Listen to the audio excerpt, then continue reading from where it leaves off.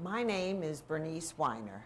Today is June 27th, 1997. I am here to interview Rae Krinick, who is a child survivor of the Nazi Holocaust. I am doing this under the auspices of the Holocaust Documentation and Education Center, Incorporated.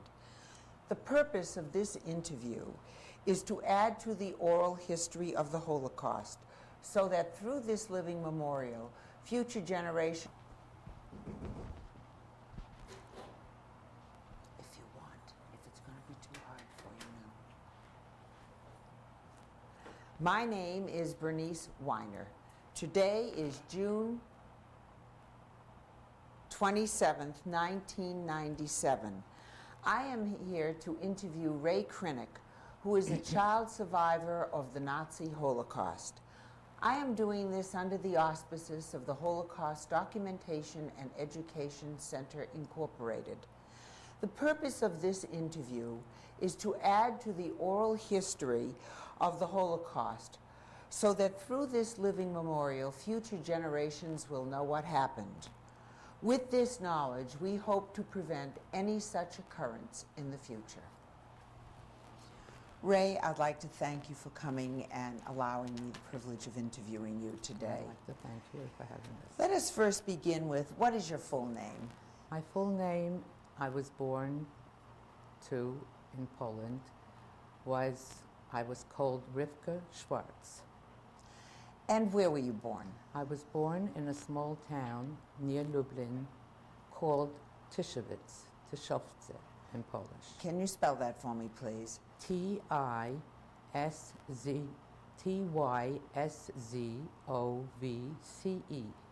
And near what large city was Tyszowce located? It was between Tomaszów and Lublin. What was the population of the town? I don't really recall too much, but I think the Jewish population was about 1,200 people. What was your father's name?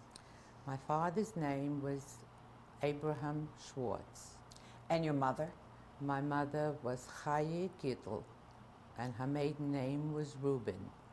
And did you have any brothers and sisters? I had two brothers, younger, and one older sister.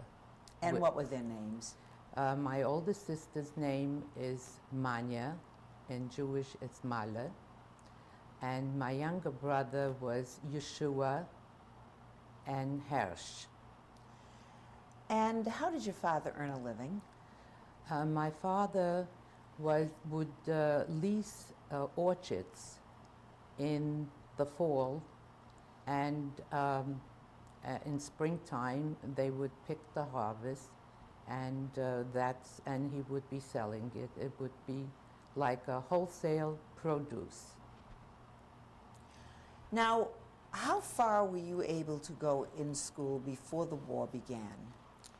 Not very far, because I was 6 years old, and I remember I was very excited that I was going to start school in September. However, in September is when the war broke out. So I never went to Polish school. Tell me, do you recall, I realize how young you were, do you have any memories at all of the years just preceding the war? I think it was a modest little town and everyone was living close. I don't recall too much, but I know we had a happy home, and we had relatives that we stayed close to. And we used to go on Shabbat to shul with my father, and then we would go, to an aunt or an uncle, or they would come to us, and that's how we would stay the weekend together, the family. Were your grandparents in this town with you? My mother's parents were gone, but my grandparents, my father's parents, they lived in the United States.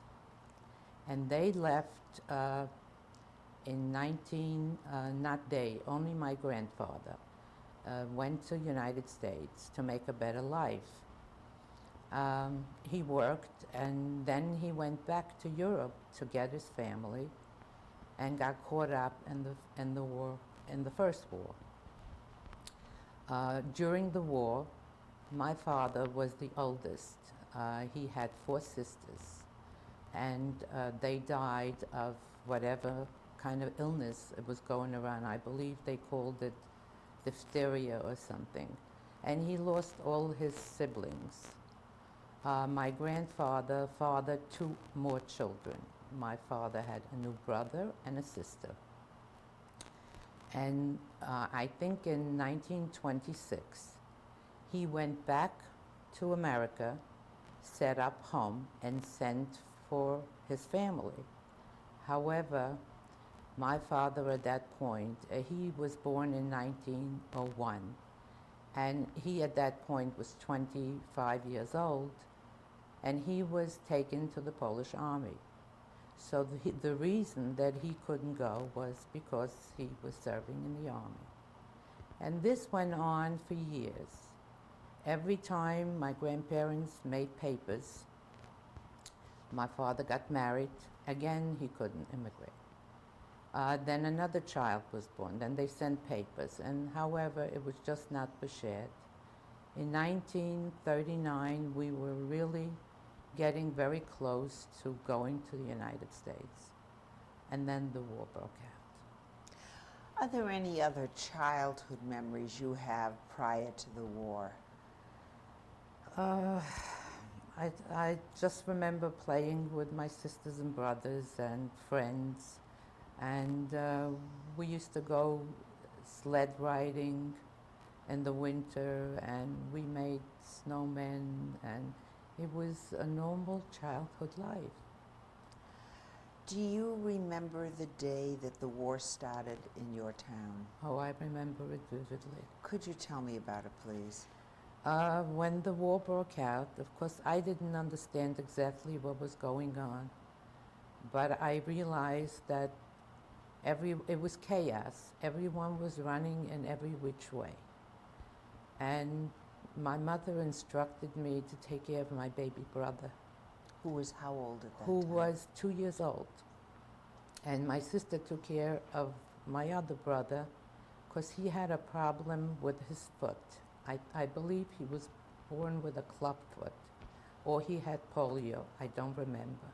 But I know he had a problem, so my sister, being the older one, she's 3 years older than I am, got in charge taking care of him.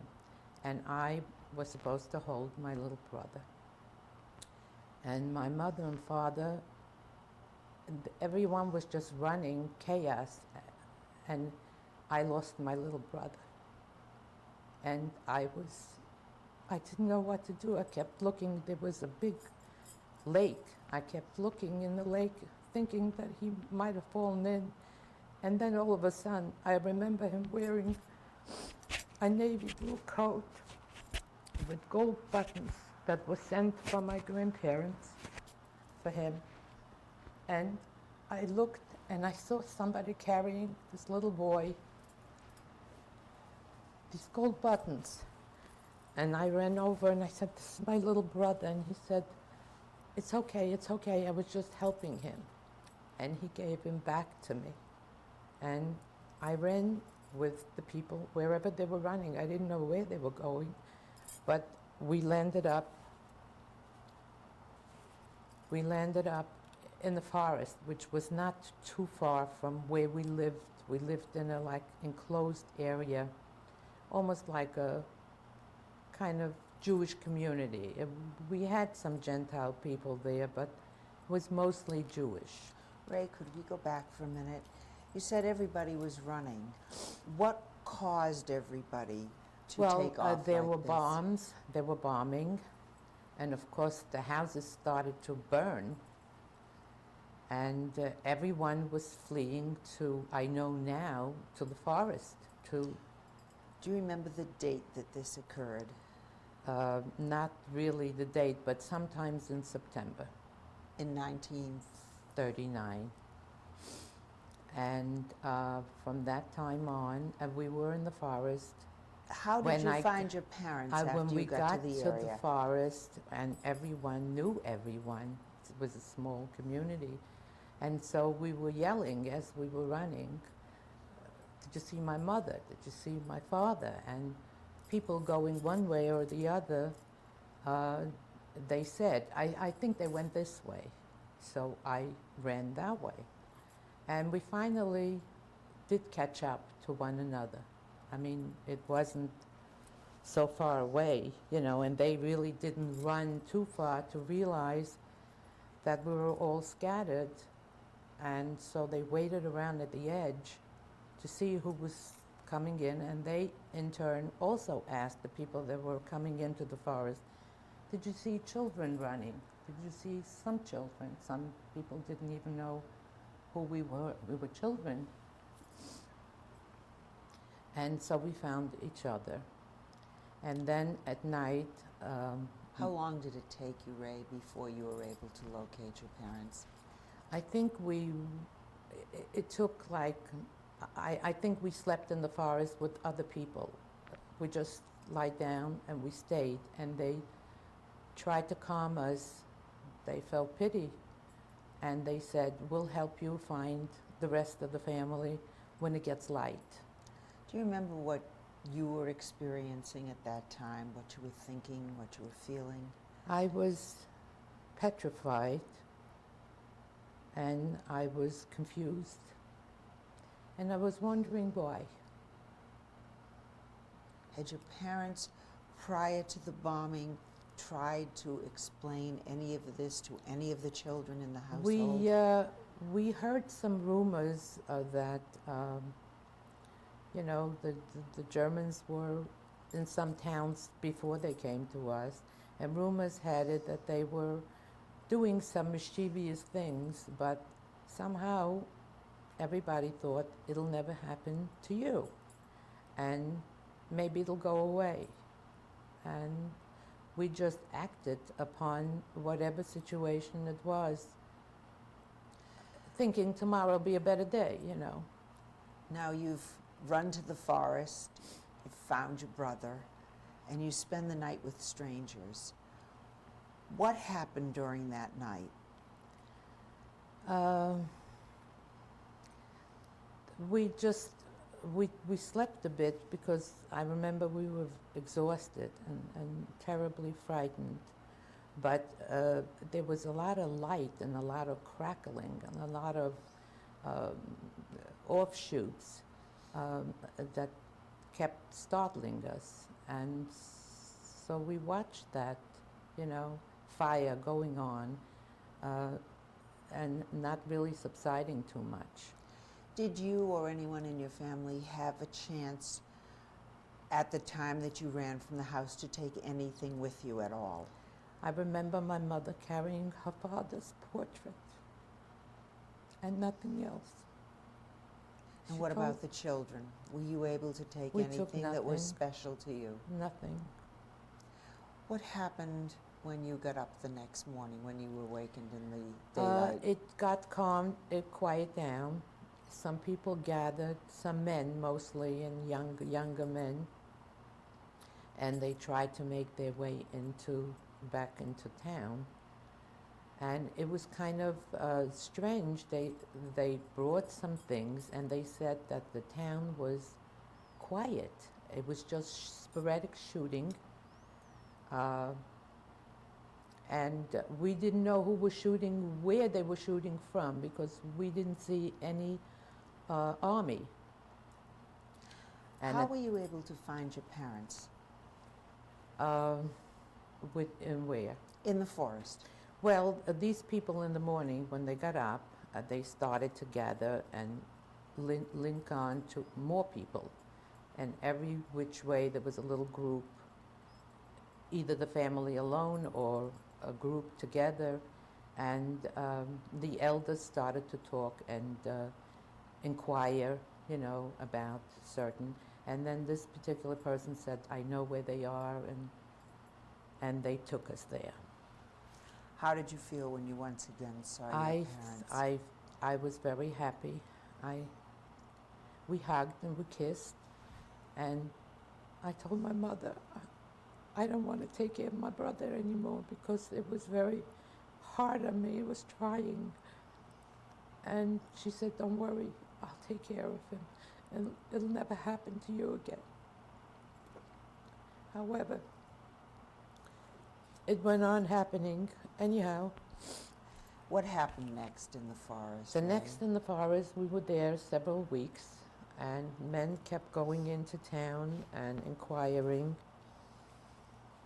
as to what was happening and who was shooting whom.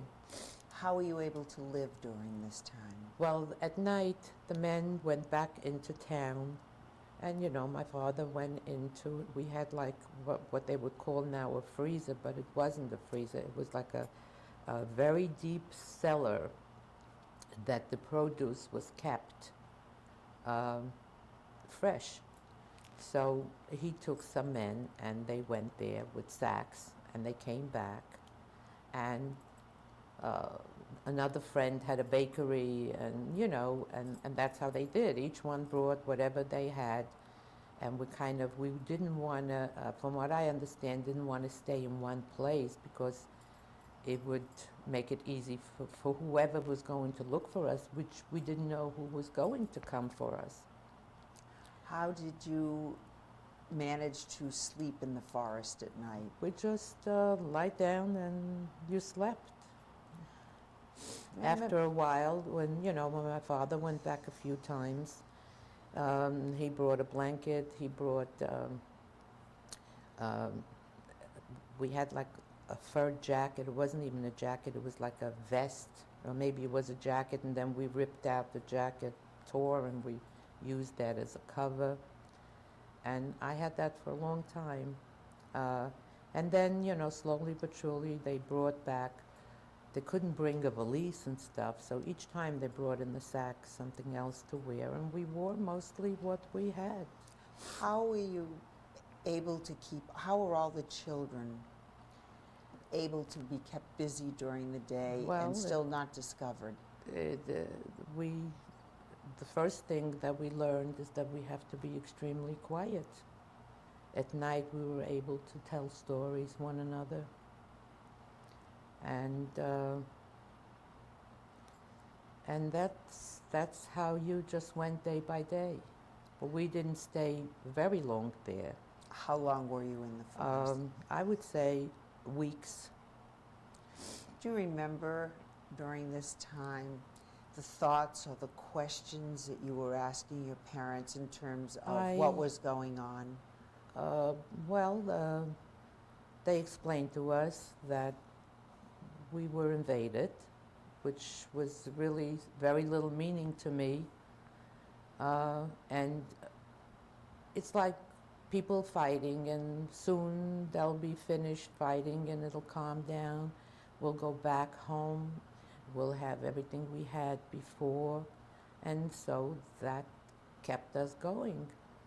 Were you able to, during the day, play with each other, or did you really have to stay very quiet? We had to stay covered because we put like big branches around and to protect that nobody should be able to see us. So it was branches, and we kind of, what I understand now, created almost like a tent that shield us from anyone seeing us, and we would just, like whisper, and very little went on, very little or no activity. How long were you in the forest? It seemed forever, but I think it was only maybe a month, because then things changed. Then again, it was a lot of fighting, but the reports came in. People brought rumors that while the Germans were in town,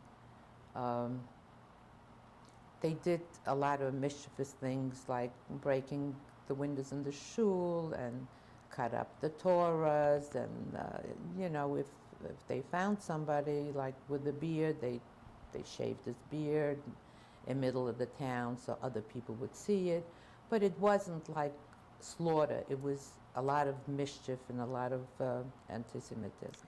When the men went back into the town at night, while you were still in the forest, were any of the Nazi soldiers there, the German soldiers? The German soldiers kind of stayed on the other side of town, which was more like the town hall, the main capital of that little town. They stayed. We were like on the outskirts of the city. We were like in a suburban area. That's why we were so close to the forest. So when the men that we knew went back, they never went into the major town. They kind of stayed in the community, and they solicited things from people that they knew, and there were some Gentile people that worked for some of these Jewish people, and they had farms outside of the town, and so some of them helped, and they asked the men to come to the farm, and they gave them like dry cheese or bread, whatever they could. Those that wanted to help found a way to help. Did you keep moving while you were in the forest, or did you finally just stay in one place? When the men, just before the last eruption, we had to change places because some of the Gentile young boys went on an excursion, and they spotted some people, and we were afraid that they will bring back authorities. So we moved on, and we moved in deeper into the forest. Still the same kind of life, but we kind of made that particular area resolved, and we took a different place. Did your father ever come back from town at night when he went in to get provisions and say that he had heard of anyone being caught when they came back into town?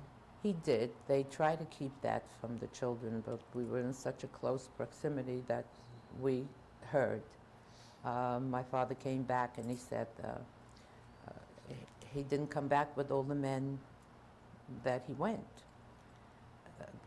The other men went to a different home, and they were invaded there. Some were luckier than others and made it back, but they kind of said to each other, we'll meet at this point, and if you're not there, we're going on. So by one particular time, my father came back, and I heard him say, he mentioned names which I don't remember, that this one didn't make it. I don't know if he's all right, and this one didn't make it, and that one didn't make it. And then you heard crying from the families that realized. And as a child, I didn't really concentrate too much on that. I was just happy to see my father. Did he ever make mention of what happened to the people who did not flee to the forest, that had remained in the town? They were all gone. Most of the houses that we knew that the people were not with us in the forest, they were gone. Now, we don't know whether they took them away or whatever they disposed of them. One night, my father came back, and there was a lot of whispering, and he said to my mother that the Russians were coming in, and there's going to be a reprieve, and the Germans are losing. And we were like elated, knowing that we're going to go back to the home. And when that happened, a night or two later, I don't recall the timing, I don't remember, it seemed like he came back one night and he said, the Russians are in town, in the beginning of town, and the Germans are fleeing out. And we'll have some peace. So we all gathered, and we went back. A few nights later, we gathered and we went back. And the Russians came in and there was peace again. And we tried to, it wasn't the same life. It was interrupted. It was like a temporary existence. We didn't know which way we were going and what was going to happen. Of course, anyone that listened to the news knew, but we didn't have anything to inform us other than the elders would bring back some information. How did you know that the Russians had entered the town, and that did you come out of the forest at that time? Well, what happened was when my father came back and said that the Russians were in the center of the town, then a few people went into our community to see if it was all clear. And there was no one there. The Russians hadn't got into that community, but the Germans were gone. So it was like isolation. And we were happy. We'll go back and it's peace. Now we're back to a normal life. And we lived with the Russians, I don't recall exactly, but I think we were like 2 or 3 weeks at the most. Now, when did the Russians come into the town? How long after you returned to your home did the Russians come into the town? Well, they were like in days. During those days, how did life resume once you got home? It was, I remember my sisters didn't go to school. Life kind of stopped. There was nothing happening. I remember we gathered, we went to shul, we gathered at families. They were speaking of some kind of something to do, but I didn't understand. They were planning something, the family. And now I know that what had happened was that they decided that if anything like that happens again, we'll go with the Russians. Because it was like transit. We heard that the Germans were still in one particular area, but they were not with us. And the Russians were with us, but they didn't go that far past us. So the Jewish people tried to maybe get to a plan to do something. Now, during this period of time, were the men able to go back to work, or were they at home? They were, my father was at home, and all I know, they had a lot of meetings. Perhaps they just told us meetings. And during the Russians' time, it was peaceful. They were friendly.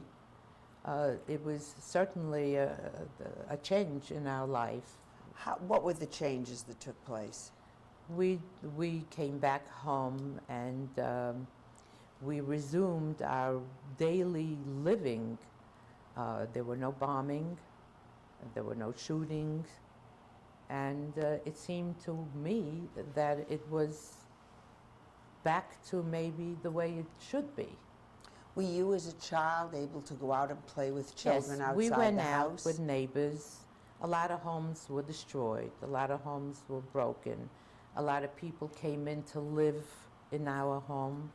We had a modest place, but we had a neighbor that her house burned down, so we had them sharing the home with us.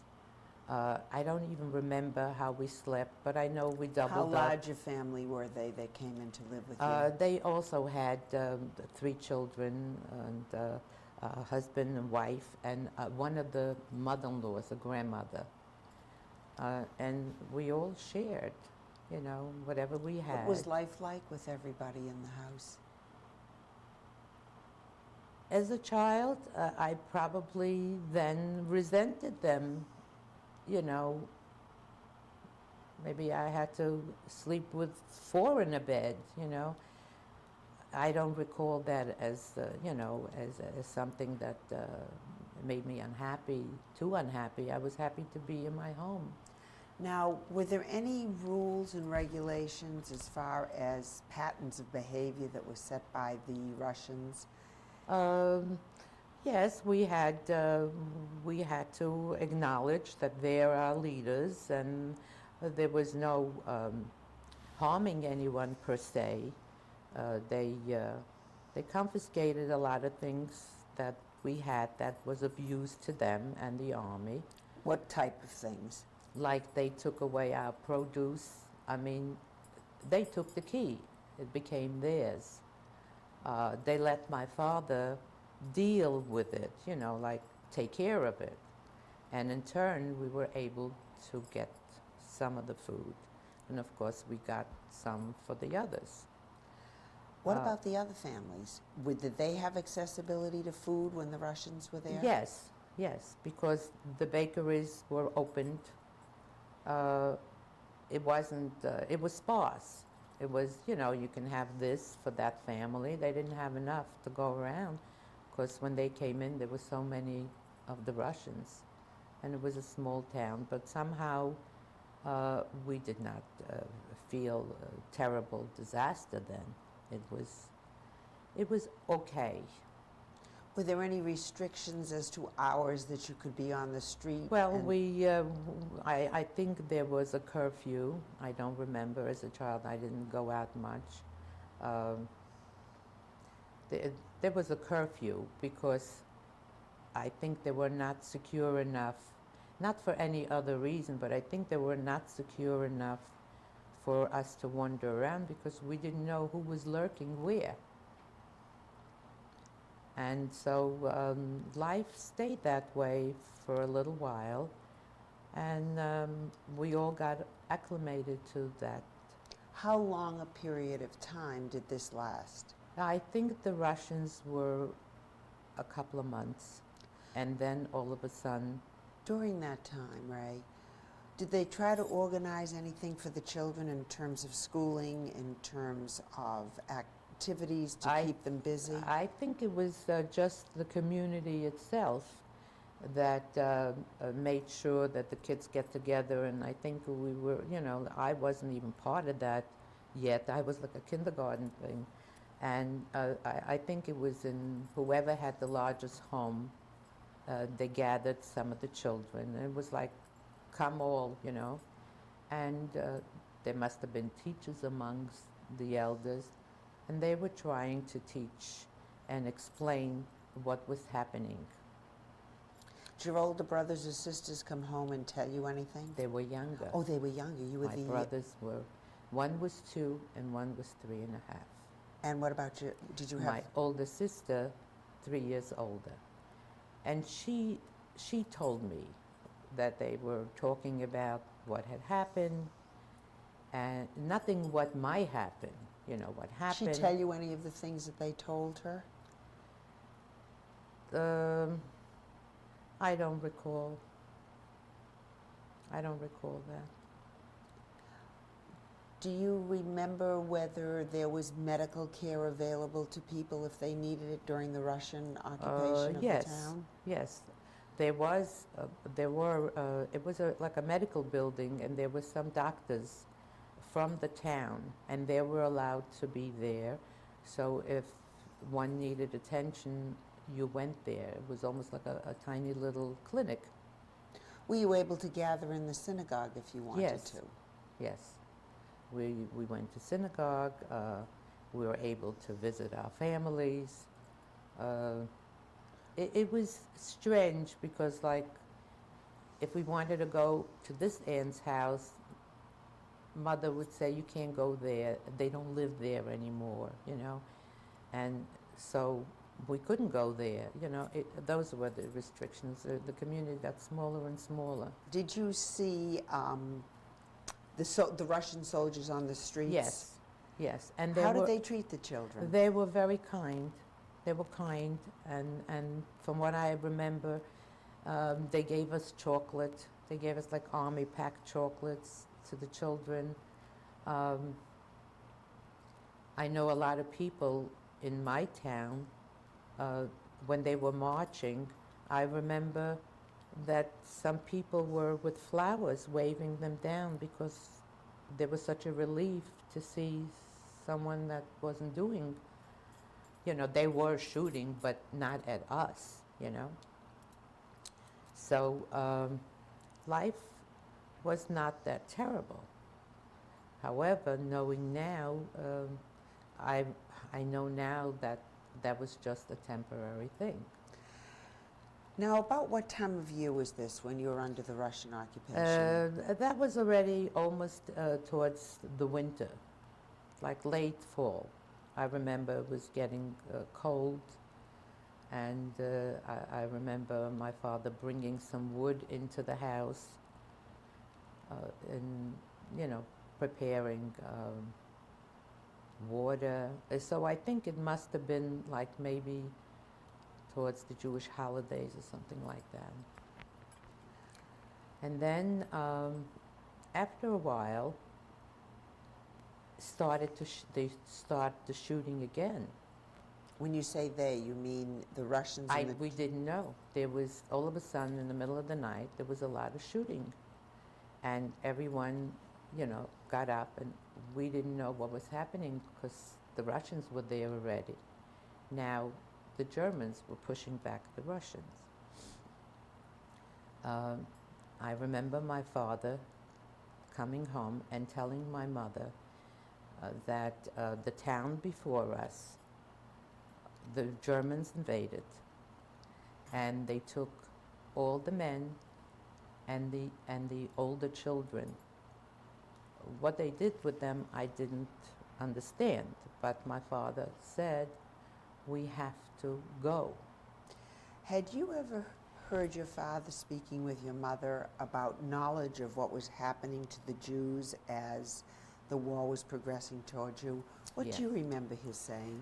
I remember he said that when they came in the first time, they were just mischievous, but he was more involved in the city things, and he got the information from the higher-ups as the truth is that they were going to do terrible things. They were going to kill, they were going to, they're not going to spare like they did the first time. Now they're going to come in and they're going to do a big job.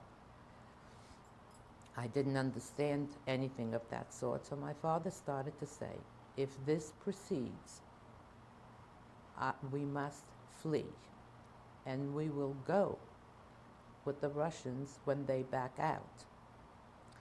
And my mother started to cry and said, where am I going to go?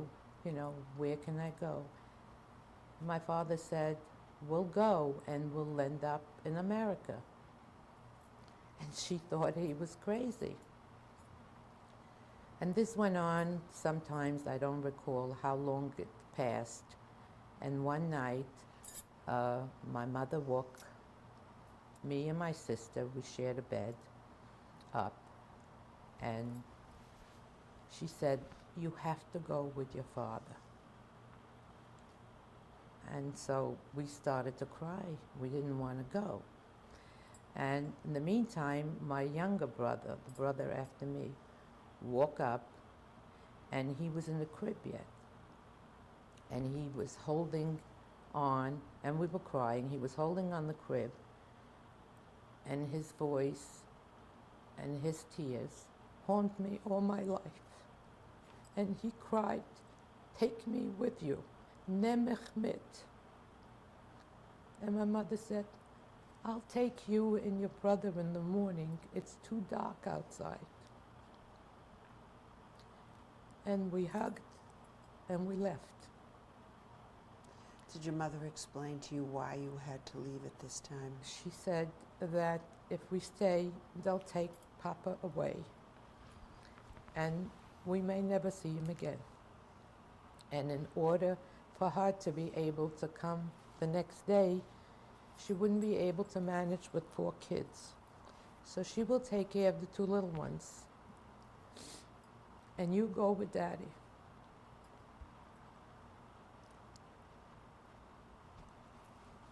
And my brother cried. And she hugged him. And she let us go. Take your time,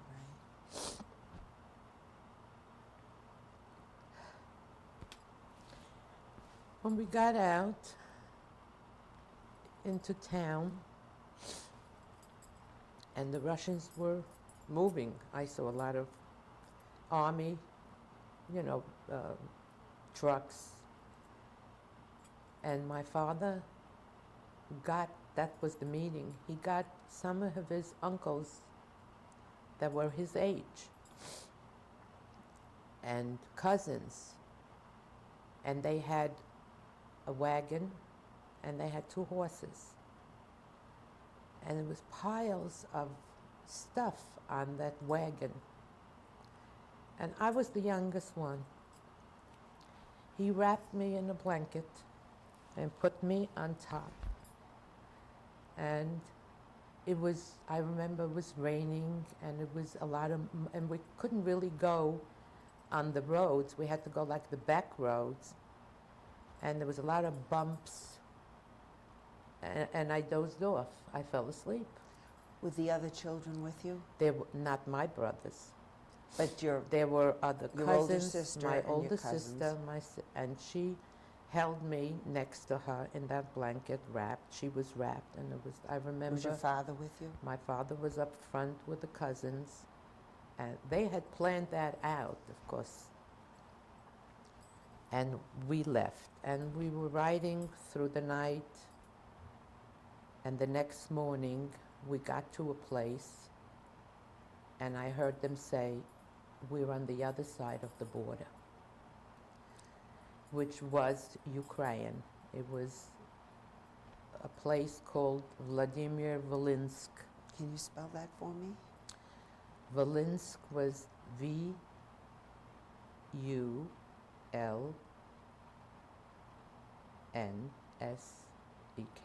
something like that. Do you remember during that ride that night any of the thoughts or feelings that you were experiencing? I really remember a horrible incident, but I didn't know about it. I dozed off, and since the wagon was packed with so many people and so many packages, I rolled into a ravine, and my sister realized that that package was gone.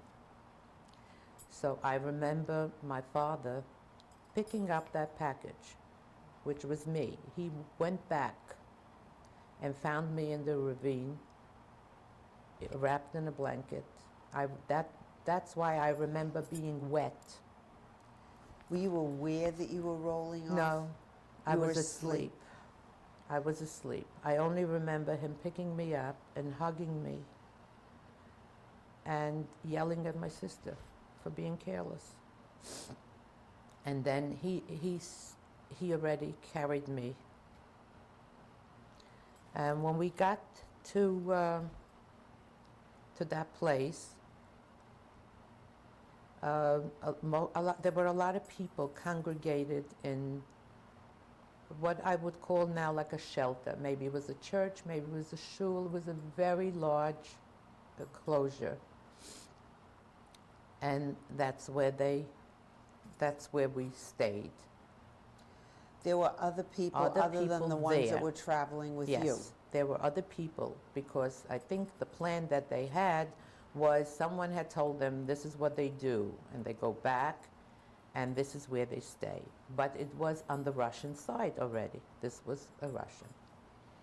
And life became, again, another setting. This is where we stay. Soon we'll get a place, soon we'll do this, soon we'll do that.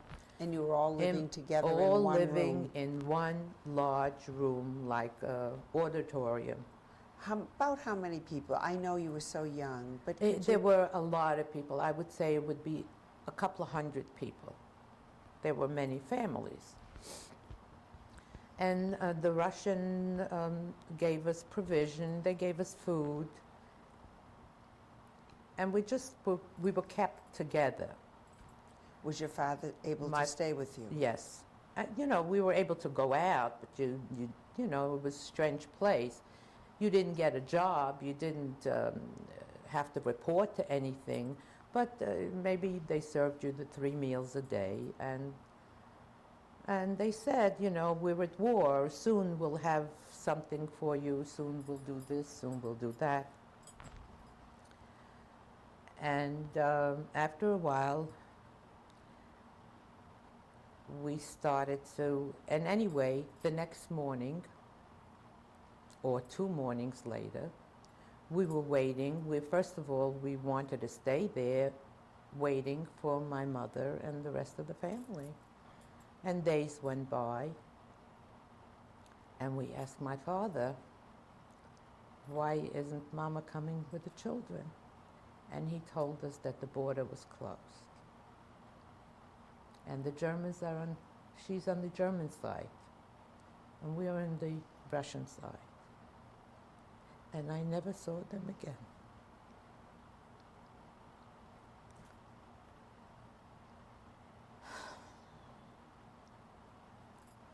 Now, after a while, we were very, very upset, my sister and I. We were very unhappy. We really carried on, and my father couldn't handle us. We wanted to go back. So the Russian had some kind of an agreement hung on the wall and said anyone that would like to rejoin their families to submit their names on that sheet of paper. So my father, first he was going to send us back, and then he had a change of heart, and he put his name down too. Soon, a lot of people put their names on. I don't know how many, but a lot of people were torn. Some were left, some wanted to go back. We were really giving our father a hard time. We were little, we wanted our mother. We didn't understand that the border's closed, that you can't go. So once we put our names down, we had some relief, knowing that soon we'll go back and we'll be rejoined. About 2 months passed, and the middle of the night, some soldiers came in. Some of them were NKVD, which was the FBI or CIA, I don't know, and some soldiers, and they had this sheet of paper, and they called the names out. And everyone that was called to stand up, to take only little with them, which we didn't have very much. And they would, the reason that they're moving us because we are too close to the border. They want to take us a little further into Russia to be safe. Before you leave this place that you were in for these months, was there any kind of a daily routine that was followed since there were so many people there? Well, I think we were gathered from the people alone. The people alone kind of made a routine. They take the children for a walk. They would show us certain pictures. It was organized. It was like a self-taught type of a thing, just from the people that were there. We didn't have like Russian instructors or teachers or anything. We were just temporary there, so nothing was really done. At night, did you just sleep on the floor? We had some blankets, army blankets they gave us, and some pillows. There were cuts there. However, there were so many people that they ran out of cuts, so whoever was there first got a cut, and whoever came later just rolled out a blanket and you lie down and you slept with your clothes. What were the sanitary conditions there? Not great, because of so many people. They didn't particularly have showers running there. You know, it was like a shelter. if they had bathrooms, it didn't accommodate too many people at one time. So what they did is they made a list of, you know, um, today you do this and tomorrow somebody else had a share. It wasn't, you know, if you needed to go, you needed to go, and, you know. What were some of the things that you chose to take with you when you left home? Originally, when I left When home, you came for this place? I think my mother packed one valise, I remember, and then we had like a shawl tied together with some underwear, a sweater, a knitted hat. I don't recall. I know it was very little because they told us then, you can come if you'll have a small package, because they were so eager to take more people, not things. While you were there, were you able to get were there any communications between your mother and your father? They were not able to reach each other? No. Never saw them or talked to them. However, when we left, I remember it was at night and she was chilly. She was wearing this shawl. And everywhere I went, and I saw truckloads of people, because during the chaos there were people going every which direction on trucks, on tanks, and I would look for that shawl, you know. And I pictured that one day that shawl is going to appear. And I remember the colors. I remember everything about that scarf, that shawl.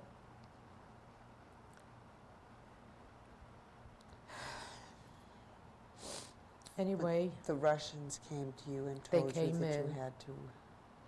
And so they called out the names. We all stood up, and we were so excited.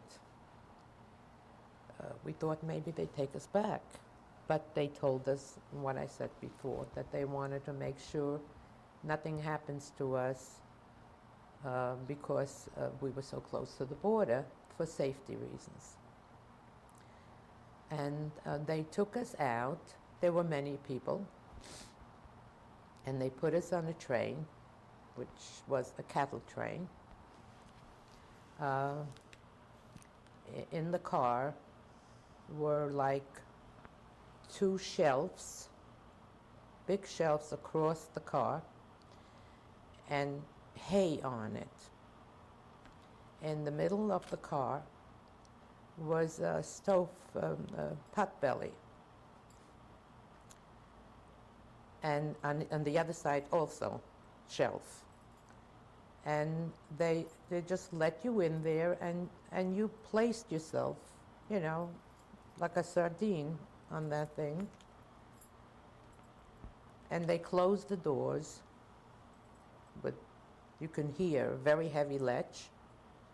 There were tiny little windows, and they had bars on the window, glass and bar. There was a chute for sanitary reasons, but it was quite open.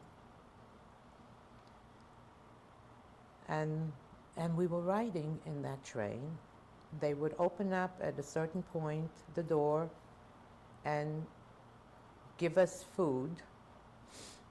And every portion was cut. It was a piece of bread, and they gave you some, you know, they gave you like a metal container.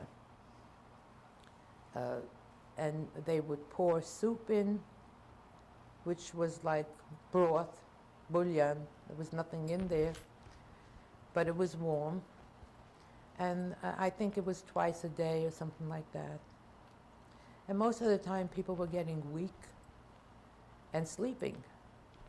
About how many people were in each of these cattle cars? We were a lot of people. I mean, all the space was taken up. Did you sleep on those shelves and That's where we lied. And- The straw was our mattress. was And it, whatever we took the blanket with us, and you put down the blanket, half you put down, half you covered yourself. And that was your place. and was the potbelly stove able to give you the warmth that There you was needed? warmth, you know, you couldn't burn it past a certain time.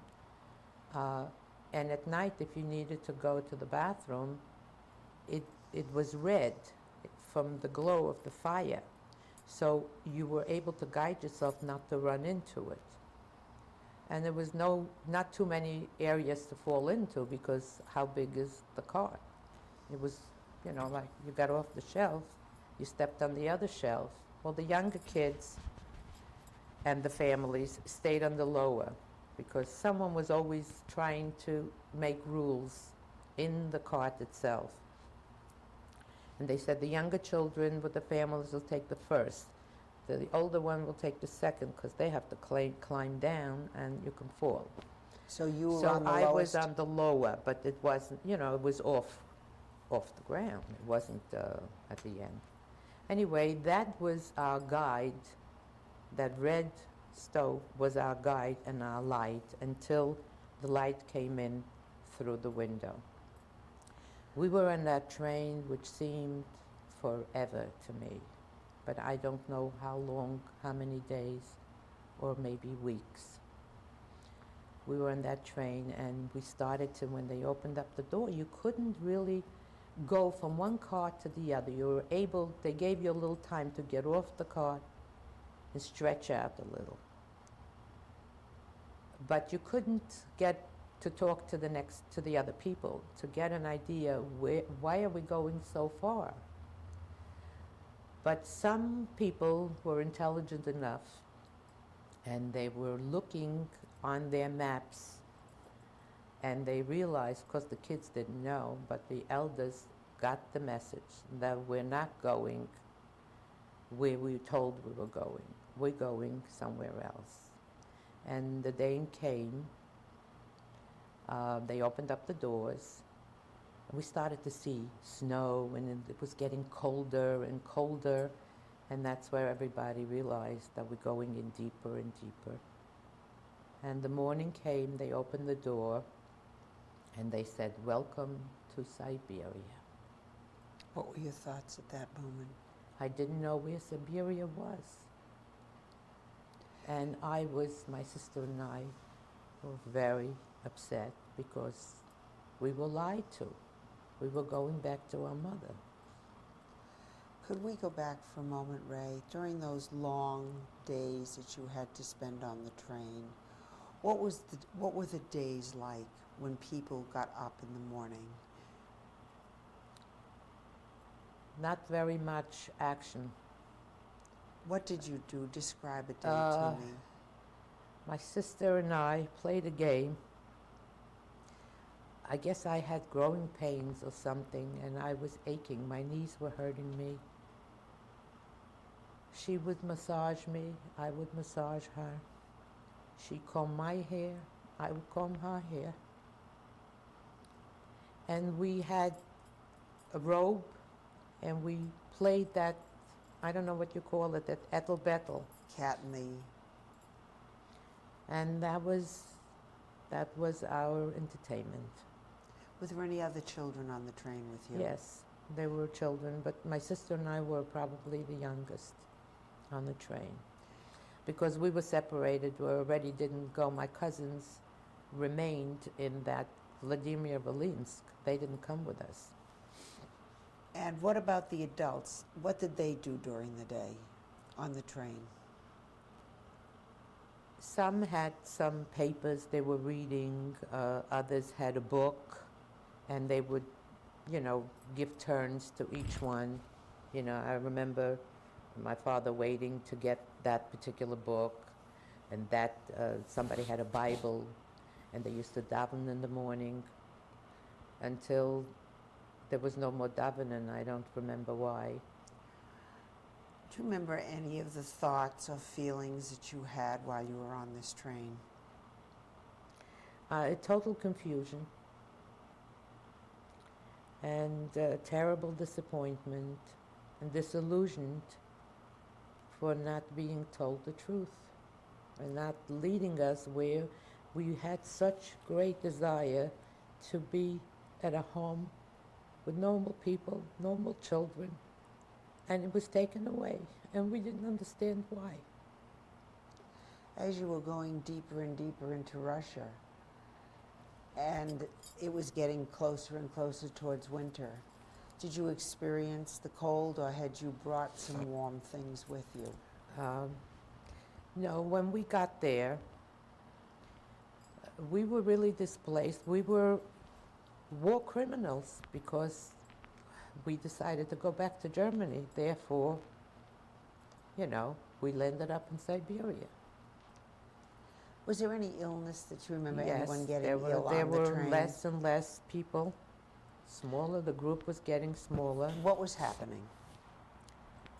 They would go to sleep and they wouldn't get up. And how did you take care of this?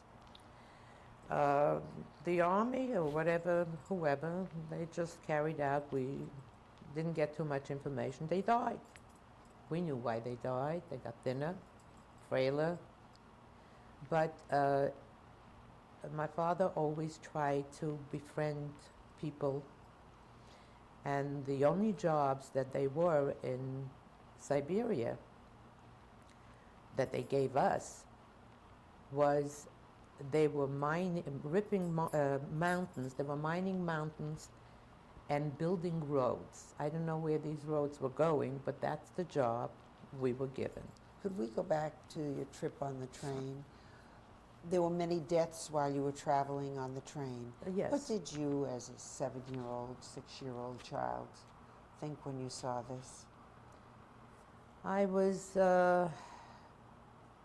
saddened because we got to be already close. It was an adopted family. And when that happened, you lost that too. So your hope kind of diminished.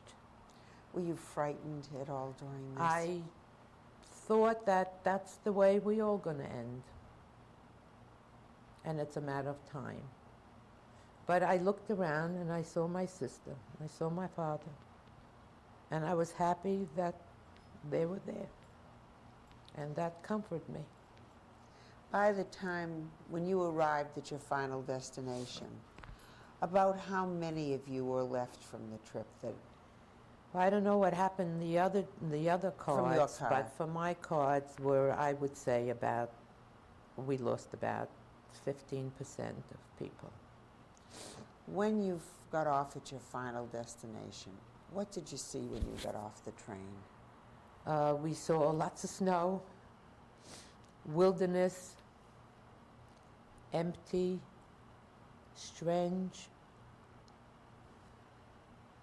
and very confused.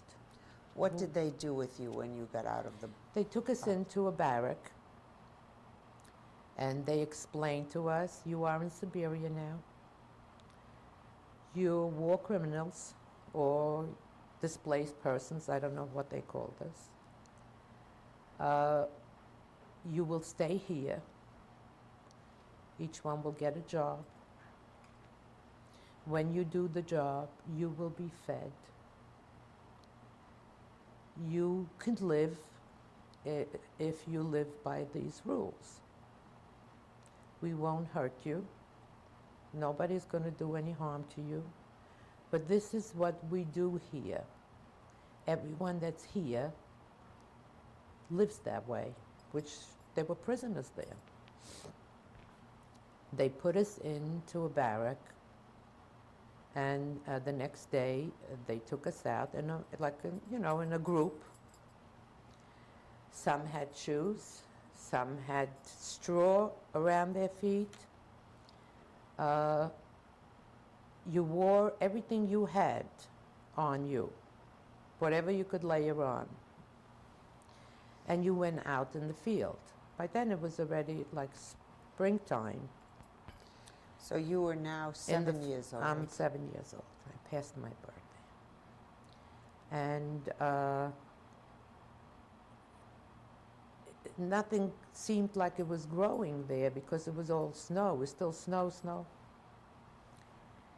Now you started to see the mountains that they were going to mine. And my father saw this 1 or 2 days, and he went up to what they call like the captain, and he begged him. He said, I will work. Even my 10-year-old will work. But you must find something for my baby indoors. And he befriended him, and he was kind. And because if I didn't get that ration card, I wouldn't get any food. They didn't get enough to share.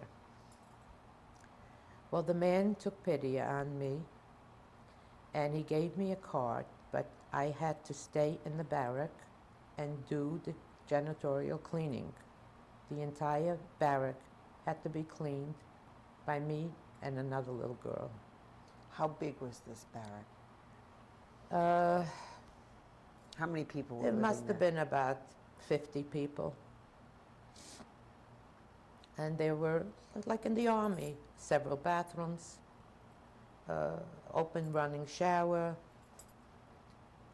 and the only bad feature, my father considered himself lucky to be able to give it to me, because the first few days I went out with them, and the job was, I decided to go with my sister, because if I got a different partner, the job was wheelbarrow.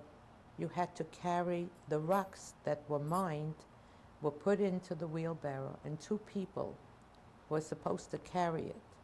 If I had an adult that was larger than I am, then all the weight was for me.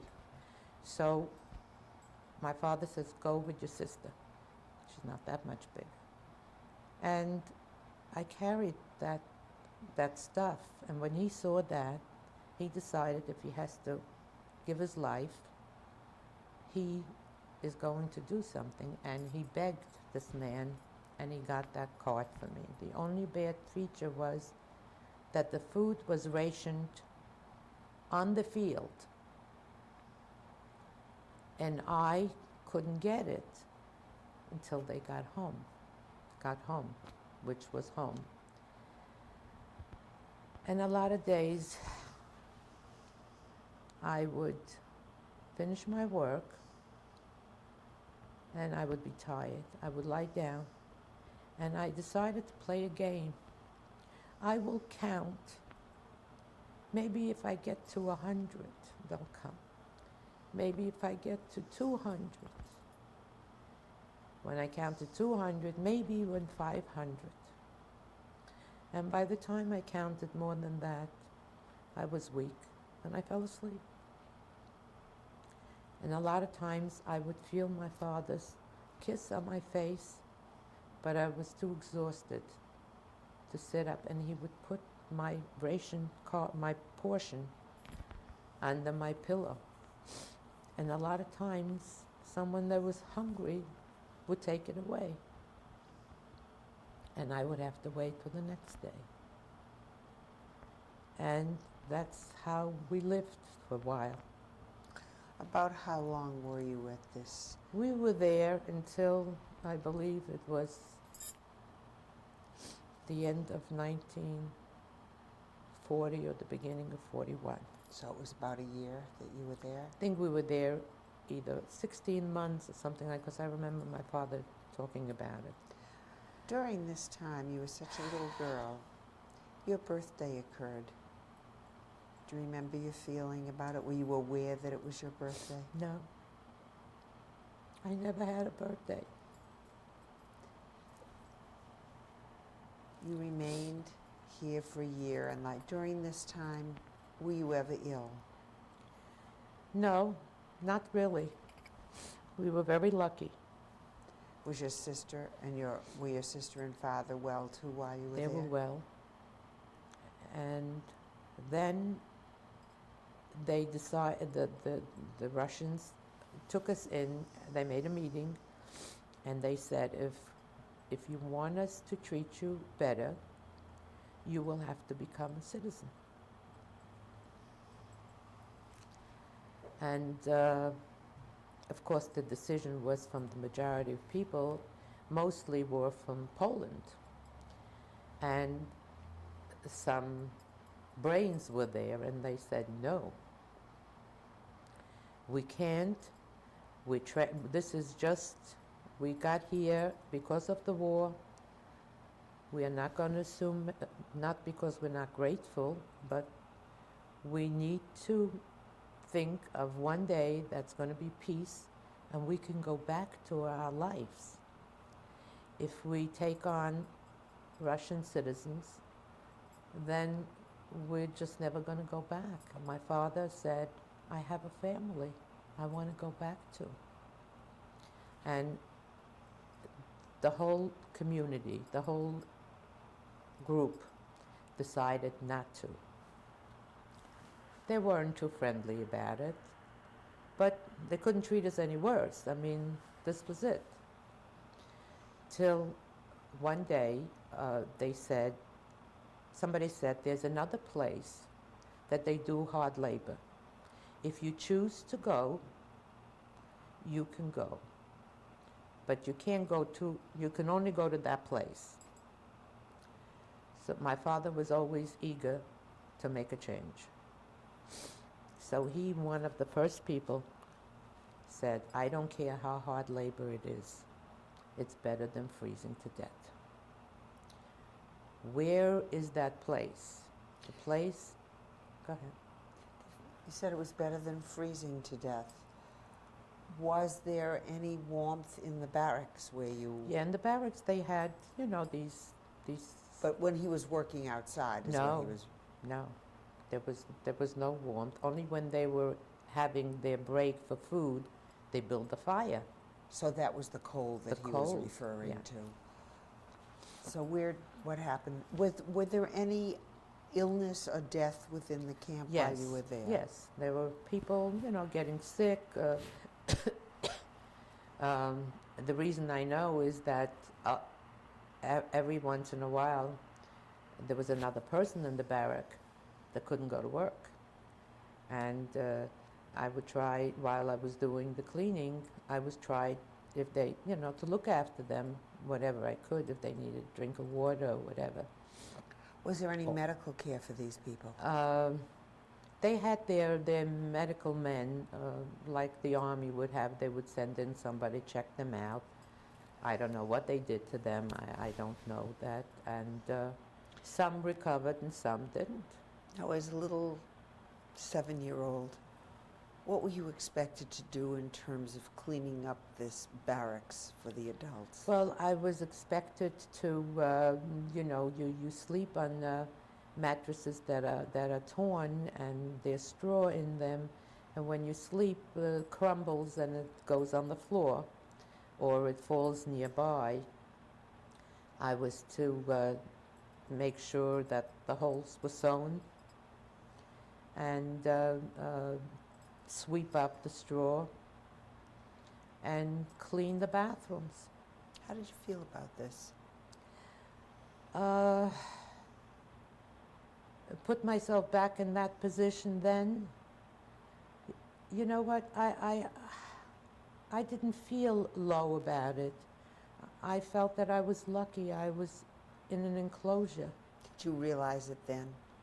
Or is it just when you look back? Yes, I realized because I knew what was outside. When your sister came in from outside, what was she like? She was beet red. She had to, she used to put her feet under my blanket because the cuts were very close. And she would try to warm them up, and I remember I was irritated because she was so cold. What kind of clothing was she wearing when she was going outside? She wore pants, army pants. They were tied on the bottom with a cord to make it so the cold don't go in.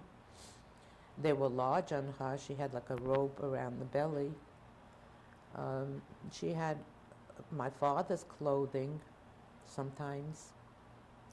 what was on her feet? Her feet were shoes, and there were holes in them. Did the Russians ever give anyone any warmer clothing than they had? They had like uniforms and stuff that the adults were able to fit in better. What were you fed during the time you were here? We were given pumpernickel bread, what you would call today. It was very pasty. It was delicious because you were so hungry. But it was measured by gram. So it wasn't baked well. So they wouldn't have to give so much. But it tasted wonderful, and you were just happy to have it. So there was broth, which, I didn't get it while it was hot. So they had like a thermos, and they would bring it home for me, but it was already cold. And I think we got the Army packages of peanuts. And once in a while, the chocolate, I think it was like Baker's, hard, very hard chocolate. It was more like a cooking chocolate that the Army would give out. And but my sister and I didn't even have that because my father was a smoker. And I used to take the chocolate and just smell it and give it to him so he could trade that chocolate for cigarettes because he needed that. So I became a chocoholic. Now I watch my weight so I can't eat the chocolate. It had to be very difficult for you to do that. Did you ever witness, was there ever any punishment if someone did not perform the work that they were supposed to? No, I think the only punishment is that you didn't get fed. There was no beatings. They were good to us because they let us survive. Now, you said there came a time when they offered you the opportunity to leave this camp and go somewhere else, and your father opted to do so. Tell me about that. Then I don't know how we got there, but it was a place surrounded with very large mountains. It's called Ural. And there were factories there. There were breweries, factories, and you got already a little better job if you were able to do it. You don't remember anything about how you were taken there or how long it took? I don't remember how we got there. And what happened was, and we were going to when we got there, we were going to stay in a different town, and my sister took ill. She got typhus. So we never landed in the town where we were sent. We had to get off. They took us off the train before because she had an infectious disease. Now, when you say we were going to another town, does that mean you were separating from your father, or the three of you were all going? No, the three of us. They pulled us off because my sister took sick. So they wanted to take her to the hospital, but my father fought and said, no, we came this far and nobody leaves. Either we stay or we all go. And they took us off and brought us into this town. My sister, when they took her into the hospital, she had the most beautiful blonde curls and blue-eyed. She didn't look Jewish at all. And they shaved her head. Shaved her because it needed to be done. By then, we already had the reason she got lice, all kinds of diseases were around. We were still strong until it got her. But it was a stroke of luck because the people that went on never made it. We found out later on. What happened to them? They landed up in that place, and one by one got sick, diphtheria, whatever. And we found out later on that no one survived. Plus, the men were taken closer into Russia, and they were sent to the army, and they got killed. So they were caught in between. Now, What happened with your family? my sister was in the hospital, and my father talked to someone, and they helped him, and they put me in a children's home. First, yeah, in a children's home. And she was in the hospital. And he was like going back and forth to take care, to see how she's doing. I was not very happy in the home because I was isolated from the people that I knew. Tell me about this home. What was it like? It was like it's called a Детний dom, means a children's home. There were children there from displaced people, not only ours, orphans,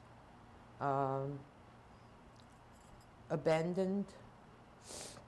Who was in charge of this home? There were women and men. They were in charge. There was schooling, also like a private little. But I was not happy. So they sent for my father, and he had gotten friendly with someone in the hospital. And this woman, she was a female doctor. She got very friendly with my father. He was a very handsome man. He was alone. And she was a physician. And she had a sister that had 2 children and a husband.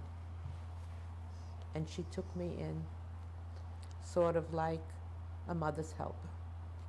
Before this happened, how long were you at this home? Not very long, like maybe a month. What was it like there? What was the routine there during the day? You got up in the morning and you bathed maybe once or twice a week. So you washed. You sort of brushed your teeth, but with a finger, not with a brush. There was a whole big room where you got breakfast. It was really the first warm home that I've known in a long time, yet I was afraid that I was going to lose my father and my sister. I just needed to have that security. I was very insecure to be alone. What were your thoughts while you were living there? God, I don't remember. I still kept yearning for my mother, and maybe tomorrow will be better. It seemed to me at the time that things were getting better anyway. Any of the children befriend you while you were there? Yes. I was a stranger to them. Sometimes I felt that they cared, and other times I felt I invaded their territory. What about the people in charge? How did they act towards you? They were nice. I was taken just like anybody else. They showed pity, and they tried care. to help you while They you were... tried to help. When I was unhappy, they found out how to get to my father. They sent for my father. They cared. After the month, what happened? Your father came and took you? And he took me, and he introduced me to this lady, which took me in her home. What was her name? Don't remember. Remember the name of the doctor that helped him? I have it written someplace, and I don't remember. So It's there like were children in this home? there were two children, and they let me do things like, you know, peel potatoes, because I had learned to do a lot of things through this little, you know, journey. How old were you at this time? I think I must have been about 8, 9. And there was a terrible hunger at that point already in Russia. They didn't have very much. And so I used to peel potatoes, and I would cut thicker the skin, because I was saving that skin to give it to my father. So I cut thick, and once in a while I would throw in a potato in that peel. And she knew, she once asked me what I'm doing, and I told her that my father and my sister are hungry, they don't have what to eat, and they make from this something. Now, did he come to see you every Yes. day? Not every day, but he came, you know, whenever he could. And What was the name of this little town that you were in? I think it was called Shalashinsk.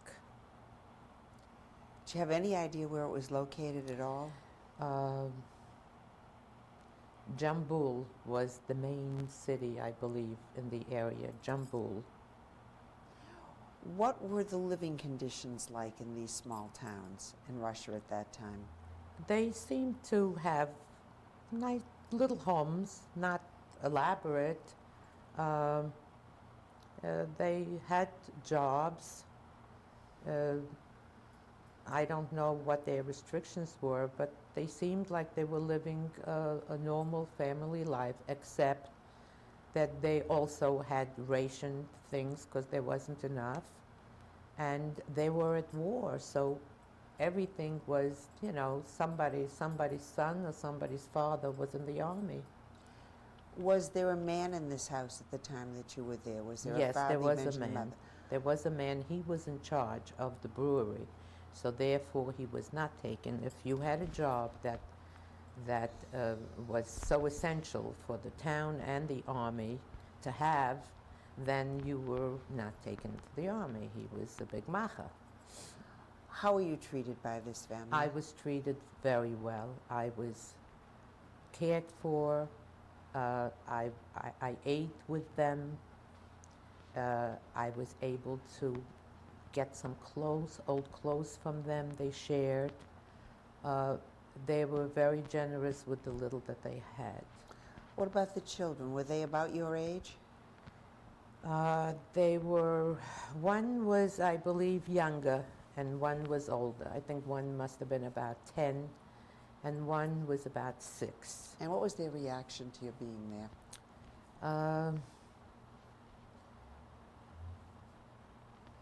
I tried not to pick up on things like that. I was so grateful. Did they play with you? Yes, they did. They played. And they... I know now that they preferred to be without me, you know. Sometimes I knocked on the door and they told me not to come in, but maybe they needed their privacy. But I think at the time, I really shut off all my feelings, all my mechanisms to feel what would hurt. That's how I see it now, because I think about the things now, they're very crushing, but then I think it was just, that's the way it is, and tomorrow will be better. What do you think about now that would have been very crushing to you as a child? It would be very painful. I couldn't do the things that I did then because I don't think I understood exactly where it's taking me, or I don't know where I got the strength, or does it take strength or ignorance? I don't know. I don't know. Or maybe it's just a struck of muzzle that I had to go through that journey to come where I am. How long did you stay with this family, Rae? I stayed with that family till one day there was a proclamation in the government that issued. I'm sure that they wanted to get rid of us in the first place. And second, that the people that have not taken any Russian citizenship, therefore they're free to move in Russia 500 miles. They were able to go in any direction? In any direction. So my father, he heard rumors from other people where they went, and everyone had a different story. And he heard that since it's been such a trying cold spell for us, that maybe Asia would be the place for us to go. It was 500 miles this way, 500 miles. We certainly didn't want to go deeper into Russia, but we also needed to find a place where it would be more comfortable. How was your sister at this time? My sister got better, and because of her illness, her misfortune was our fortune, that we were taken off the train, and we had a second chance. Did she ever come to live with you where you were? Well, she didn't really, because she stayed with my father. And where were they living? And my father lived with another family. They gave him a room, and he was, How did you feel about that? You being in one place and your father and sister being in another? But then we already knew at that point that we are going to go on to a different place. Now, while you were staying with this family, did you go to school? Did they go to school? Or? They went to school, and I used to do the homework. I used to just draw. I didn't understand a lot of the things, because every time I started school, we moved on. I'm back to alphabet, that's the way it was. But you could not go to school with them. I was a first grader for many years in different countries with different languages. But you were not allowed to go to school with them? I was not really a resident there. I was just waiting for someone to get better or else, and then move on. So now, while your father was living with this other family, was he working? He was helping out this man in the brewery, and was he being paid for it? He gave him, he gave him some money. So my father went and he bought a valise, and whatever we put together.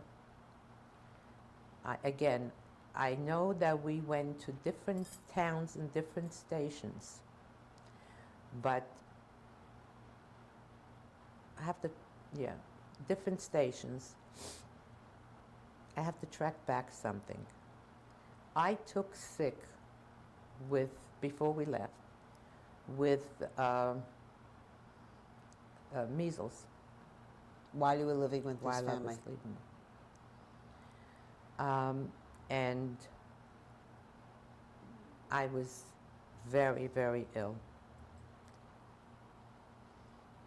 And I just I don't remember very much, but I had a hard time. I used to get a lot of nosebleeds. And when I had the measles, I went into a coma. And during that time, I bled a lot, and everything was like I turned purple. That's what they tell me. And I remember hearing, and my father was at work, and I remember something heavy on my legs, and I was trying to get somebody off. Somebody was sitting on my legs, and I heard voices, and I heard my father crying, "Why now? Why did she have to die now?" and my sister's voices, and I said to myself, I got to get up. I got to tell him I'm not dead. And I got to tell him that I didn't die. And I just sat up, and they got hysterical because they called my father at work to tell him that I had died. I was in a coma 3 days, that's what they told us. And I was completely turned blue because I bled and I lost blood, and I was in a coma. And I heard him crying.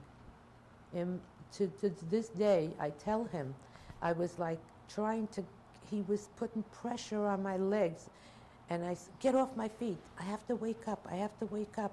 I'm not dead. I'm not dead. And I woke up. And I was very weak. I was like very weak for a long time, for weeks on end. I remember a mosquito landing up and biting me, and I was watching the mosquito was filling up, and I couldn't swap it, and I passed out. But I got up, and I did it again. And so now we're heading to Kazakhstan, Asia. We get there, I think it's 1942. How did you get there? I know we were on a station. We passed Kiev and Kharkov. You were on a train? On trains, always on trains. And do you remember about how long it took? Oh, I don't know, maybe weeks till we got to this place, which my father was told there are also people, displaced people like us, made their home in that particular territory, and they have, some people have farms, some people, little towns. So we come to this town. It's called, if I could look at the paper. How did you get from the train to this town? We walked.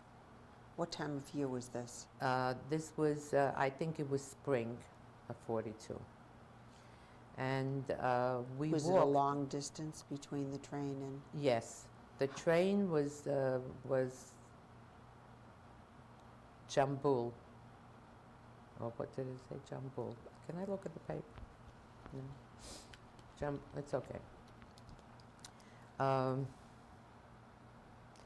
There's a farm called, the town is really called Kayende. And we had never seen Kazakh people.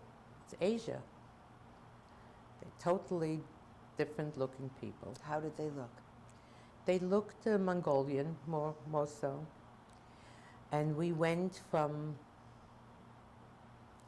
the frying pan to whatever, how you say it. Into the fire. Into the fire. Or out of the fire into the frying pan, really. Why did you choose this particular place to go to? Because it was warm. But was your father given the name of a particular farm to go to? He was given a name, and he said that these people had sent a lot of people, like mostly the displaced people, were sent to that particular area because it was warm, and it was maybe easier to have a farm or to raise or to this. But little to our dismay was that it was very droughty. There was no water. It was very hot. It was you couldn't grow very much. You lived in huts, and we were put together. We got to this campgrounds. Really, they assigned a hut for my father and my sister and me, and thank God we were still together.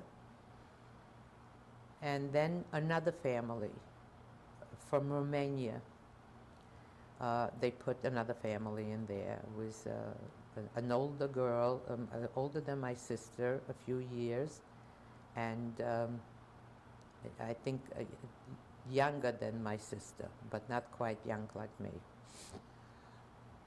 Who was running this whole camp? There was like the captain of this, they called it kolkhoz. Kolkhoz was like a collective farm. That was run by the Kazakhs. It was under the Russian jurisdiction, but they didn't come in and do anything. The laws were, the legal laws were done by the Russian, but in this kolkhoz, only the Kazakh had their say. This was the people that lived in that area. And how old were you at this time? I was about 10, going on 11. I was already a grown person by then. What was the size of this hut that they assigned you? It was like, I would say, a room maybe 15, 16 by whatever, the same size. And what kind of facilities were in this hut? The bed consisted of 3 boards.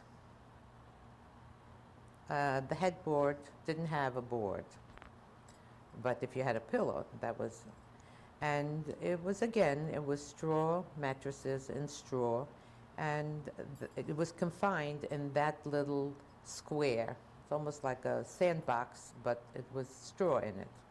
That was your bed. There was a stove made out of clay with burners on top. And you were given a couple of pots. And what about the bathroom facilities? Outdoor facilities. They had a general room, like also a hut that would be for bathing, for showering, whatever. So you were told, you know, like certain days that you can use that. Otherwise, you washed from a pail of water. That was the hardship there. There was very scarce water.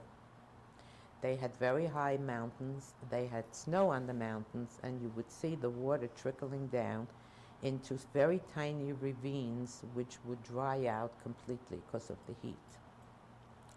And my sister and I would go for miles into the ravine with 2 pails, and we would scoop. We'll find a little depth in the ravine that collected a little more water. The water was clean because it came down from and if it wasn't, it wasn't, you know. And we would scoop up that water into the pail, and then we would bring it into our hut. I would take a piece of cloth, and we would throw the water on, like sift it through to get all the dirt out, and that would be the water, and that was very scarce and very difficult. There was no salt and no water. They were very hard on, we just couldn't get it. It was like gold. And whatever you cooked, had no salt. Now, what was the routine in this camp? We had our chores to do. Assigned by whom? Assigned by the captain of the block. And what were your chores? My chores were the same others. I would take turns to do certain things. They did create a school project. There was a farm nearby. He was raising some pigs, and I would go and help out there, and I would get some food from him. You didn't get any money. You got things, you know, to eat. What was your sister doing? She learned how to work on a combine at that point. And she was given a job to seed the fields. She was a tomboy. She learned well. And what she used to do is, I mean, it was starvation. Nobody had anything, even the people that lived there. They had a goat, they had, very poor. And during the day when she would seed, she would leave some wheat in the chute. She would also fill part of those pants that she had tied. This was a uniform. And she would, when she came home from work, we would put the blanket, she would open up the string and let the wheat come out. Also, when she got braver, she used to take some people with her, some of our friends and men, and track through back to the fields and open up that chute, and everyone would take a little bit of grain. Now, we had to turn this grain in to useful things. So there was a mill there, and the way they did there was the power from the water on the mountain, they would grind that. We created that ourselves. We took 2 stones, and at night we would do this, put a handle on it, and we would grind it, throw it in again, grind it, throw it in again. Some got powdery, some got more chunky, and I would cook soup from it. What was your father doing for work? My father was he was also working on the farm, and he decided that that's not the way he's going to live. He'll make it better. And he told us so. I brought you here, and I'll take care of you. Unfortunately, a lot of times we had to take care of him. But he decided at that point, if I go back, that valise that he bought, he said, "My dear children, I have to sell this valise because we have nothing, and I'm going to start something of a business." Now, they drank a lot of tea. They were known for tea. The men would sit in the room, and they would have samovars of hot tea. It was very strange. It was so hot, yet they would wear furs from the animals that they killed. They wear very heavy fur coats, very big turbans. They were dressed with many, many clothing, sitting in the hot, drinking hot tea. My father got an idea that tea is going to be something that he could do. So he marched on to that town where we came from, and he sold the valise, and he bought tea, because the transportation was so far away. Even though there was tea in the city to be bought, these people were so isolated, they didn't even know that there's a city out there. So he brought back tea, and he went up to the guy that had that mill, and he sold him tea for some flour. But he didn't have a lot of flour to give him, but he gave us permission to come every day. After all that product is taken away, we will have the opportunity, if he'll lift the stone and whatever's left in between, we can scrape and use it for our own use. And we did that for a while. We brought home, we would leave a little bit of flour for ourselves, and my sister and I baked what you would call now bialys, only it was a large bialy. And he would go back to this big town. The army was passing by. He would sell these, it's called lepioshke. It was like a pita. And he would sell that, and he would buy more tea, and he would come back, and that's how he kept doing it until one day he got very ill. and we found out that he had dysentery. A lot of people got dysentery. I myself, when we slept in the hut, I would get up, and these people would be there, and in the middle of the night, they would be cold, and you know that they're gone. In the morning, they carried them out, and they put another person in its place. And it wasn't sanitary.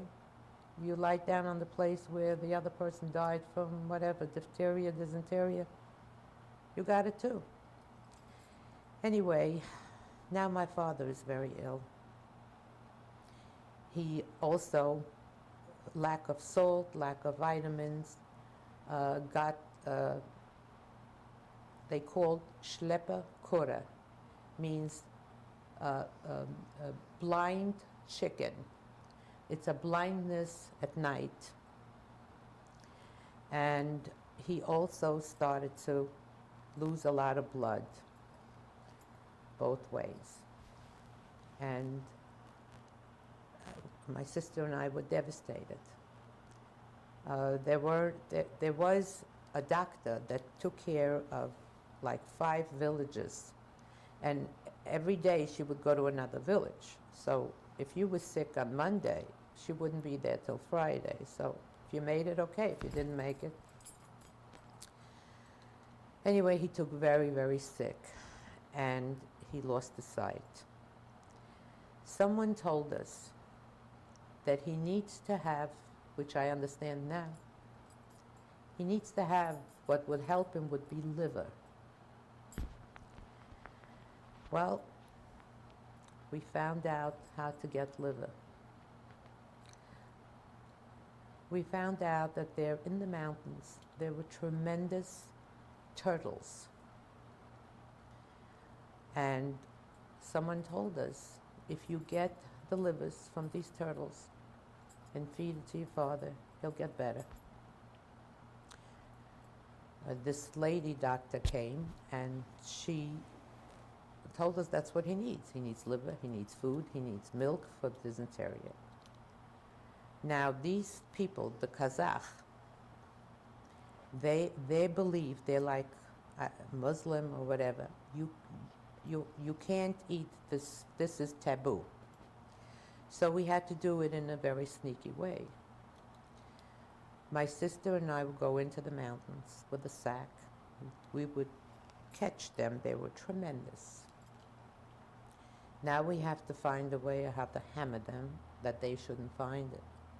We dug a hole outside of the hut. And at night, we would open up these turtles, take out the livers, cook them, just, a little bit, feed them to my father, bury the shells. We did that for quite a while. They never got smart on us. And my father gained his sight back. And in the interim, we would try in the morning, a lot of time at dawn, my sister and I would go out to the farm, and they just let the goats out. And I would milk a goat a little bit, get the milk and bring it, and have my father drink it. And every day, it was less and less blood that came out of him, and he got better. It's amazing. And then there was another story. I don't know.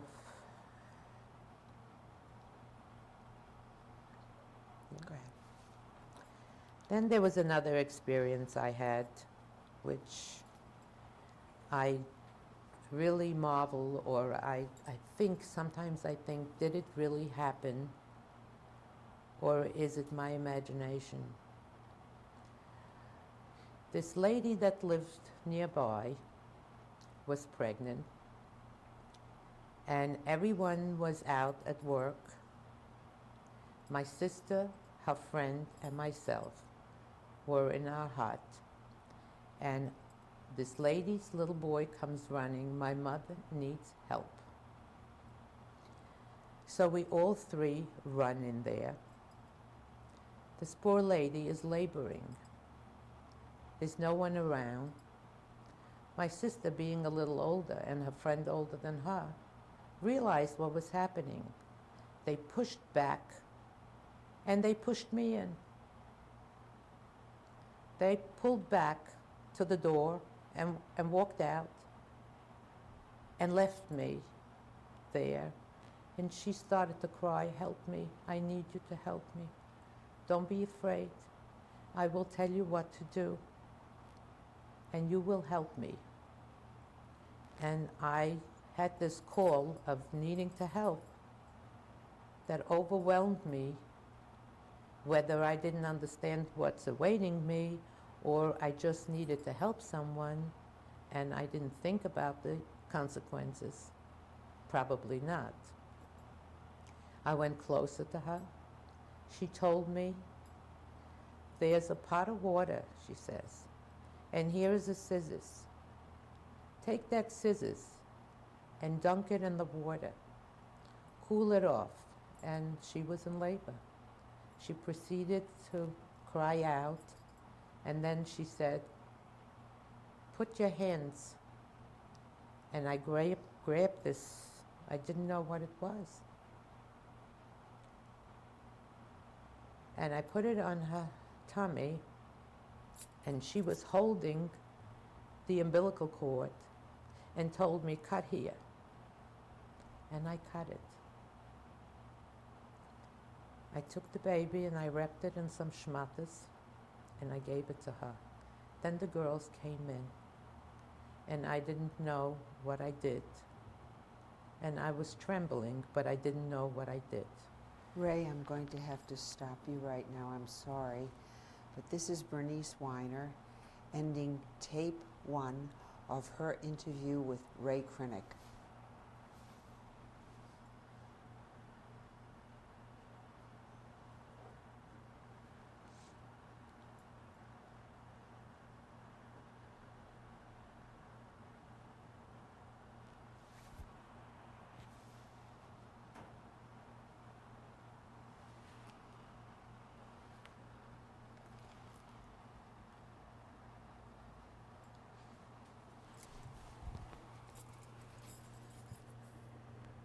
Interesting story.